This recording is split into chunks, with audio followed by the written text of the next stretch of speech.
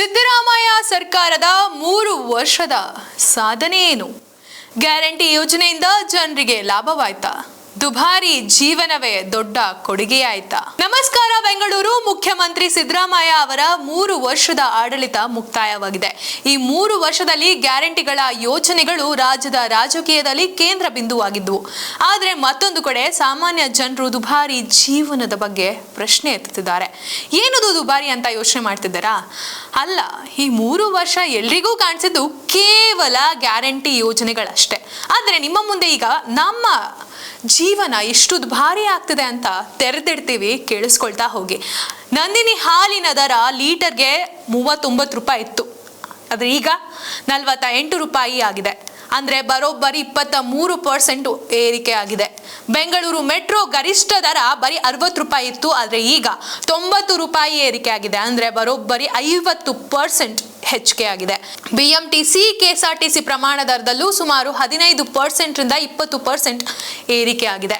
ವಿದ್ಯುತ್ ದರ ಒಂದಲ್ಲ ಎರಡಲ್ಲ ಹಲವು ಬಾರಿ ಏರಿಕೆ ಆಗಿರೋದನ್ನ ನೀವೇ ಯೋಚನೆ ಮಾಡಿ, ನೀವೇ ಗಮನಿಸಿ.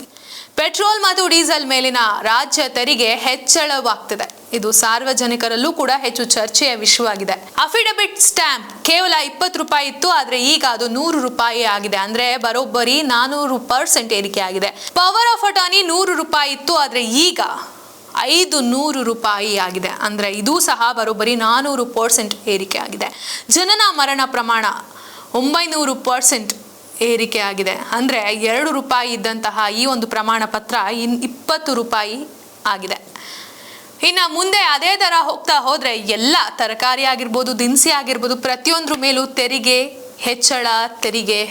ಇದನ್ನ ನಾವು ಇಡೀ ವರ್ಷಗಳ ಕಾಲ ನೋಡ್ತಾನೆ ಇದ್ದೀವಿ. ನಾವು ಬರ್ತಾ ಎಷ್ಟು ದುಬಾರಿ ಆಗ್ತಿದ್ದೀವಿ ಅಂತ ಹೇಳಿದ್ರೆ, ನಮ್ಮಷ್ಟು ಟ್ಯಾಕ್ಸ್ ಕಟ್ಟೋರೆ ಇಡೀ ಇಂಡಿಯಾದಲ್ಲೇ ಯಾರು ಇರಲ್ಲ ಅನ್ಸುತ್ತೆ. ನಮ್ಮ ಕರ್ನಾಟಕ ಅಷ್ಟು ಮಟ್ಟಿಗೆ ಟ್ಯಾಕ್ಸ್ ಪೇಯರ್ ಆಗ್ತಾ ಇದೆ, ಯೋಚನೆ ಮಾಡಿ ಜನರೇ. ಆದ್ರೆ ನಮ್ಮ ಸಿದ್ದರಾಮಯ್ಯ ಬೆಂಬಲಿಗರು ಏನ್ ಹೇಳ್ತಾರೆ ಅಂದ್ರೆ, ಈ ಗ್ಯಾರಂಟಿ ಯೋಜನೆಯಿಂದ ಲಕ್ಷಾಂತರ ಕುಟುಂಬಗಳು ಬದುಕ್ತಾ ಇದೆ, ಅದಕ್ಕೆಲ್ಲ ನೆರವಾಗಿದೆ ಅಂತ ಹೇಳಿ. ಆದ್ರೆ ಆ ಲಕ್ಷಾಂತರ ಕುಟುಂಬಗಳು ಬದುಕೋಕ್ ಕಾರಣ ಸರ್ಕಾರನ, ಅಥವಾ ನೀವು ಕಟ್ತಿದ್ದಂತಹ ಈ ಒಂದು ದುಬಾರಿ ಜೀವನದ ಬೆಲೆಯ?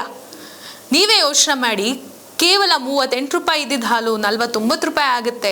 60 ರೂಪಾಯಿ ಇದ್ದಿದ್ದಂತಹ ಮೆಟ್ರೋ ದರ 90 ರೂಪಾಯಿ ಆಗುತ್ತೆ. 30 ರೂಪಾಯಿ ಬರೋಬ್ಬರಿ ರೇಟ್ ಹೆಚ್ಚಾಗುತ್ತೆ ಅಂತ ಹೇಳಿದ್ರೆ ನೀವೇ ಯೋಚನೆ ಮಾಡಿ, ಎಷ್ಟು ದಿನದಿಂದ ದಿನಕ್ಕೆ ನಾವು ಟ್ಯಾಕ್ಸ್ ಪೇಯರ್ ಆಗ್ತಿದ್ದೀವಿ, ಸರ್ಕಾರಕ್ಕೆ ಎಷ್ಟು ನಾವು ದುಡ್ಡು ಕೊಡ್ತಾ ಇದ್ದೀವಿ, ಎಷ್ಟು ಕೋಟಿ ಗಟ್ಟಲೆ ದುಡ್ಡು ಕೊಡ್ತಾ ಇದ್ದೀವಿ ಅಂತ ಹೇಳಿ ನೀವೇ ಯೋಚನೆ ಮಾಡಿ.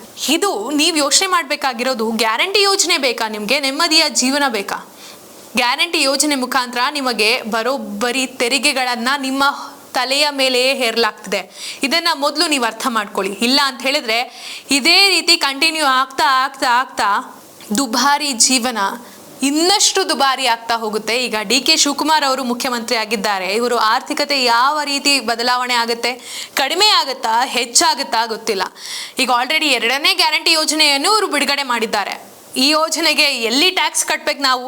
ಇನ್ನ ಹೆಚ್ಚು ಯಾವ ಒಂದು ಬೆಲೆ ಹೆಚ್ಚಾಗುತ್ತಾ, ಅಥವಾ ರೋಡ್ ಟ್ಯಾಕ್ಸ್ ಹೆಚ್ಚಾಗುತ್ತಾ, ಅಥವಾ ಸಾಮಾನ್ಯ ಜನರು ಕುಡಿಯುವಂಥ ನೀರಿಗೂ ಟ್ಯಾಕ್ಸ್ ಹೆಚ್ಚಾಗುತ್ತಾ ಗೊತ್ತಿಲ್ಲ. ಅದನ್ನು ನಾವು ಇನ್ನೂ ಕಾದು ನೋಡಬೇಕಾಗಿದೆ.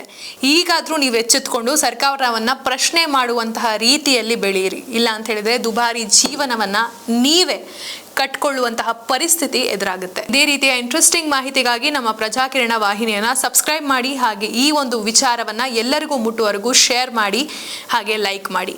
ಇದೇ ರೀತಿಯ ವಿಚಾರಗಳು ನಿಮಗೂ ಏನಾದರೂ ಕಾಡ್ತಿತ್ತು ಅಂತ ಹೇಳಿದ್ರೆ ಕಮೆಂಟ್ ಮಾಡಿ, ನಾವು ಆ ಸುದ್ದಿಯನ್ನು ಪ್ರಸಾರ ಮಾಡುವಂತಹ ಪ್ರಯತ್ನವನ್ನು ಮಾಡ್ತೀವಿ. ಧನ್ಯವಾದ.